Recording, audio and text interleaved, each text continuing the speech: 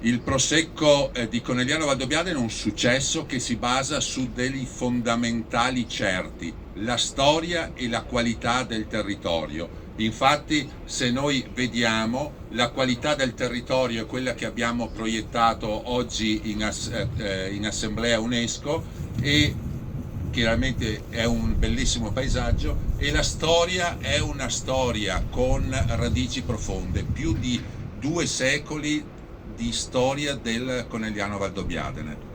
Un aspetto fondamentale è il polo di ricerca che si è sviluppato a Conegliano. A Conegliano, appunto, nel 1876 è nata la prima scuola enologica, e dopodiché, prima scuola enologica in Italia, e dopodiché si è sviluppato tutta una cultura di ricerca attraverso l'Istituto Sperimentale per la Viticoltura e l'Università per la Viticoltura e Enologia di Padova, con sede a Conegliano.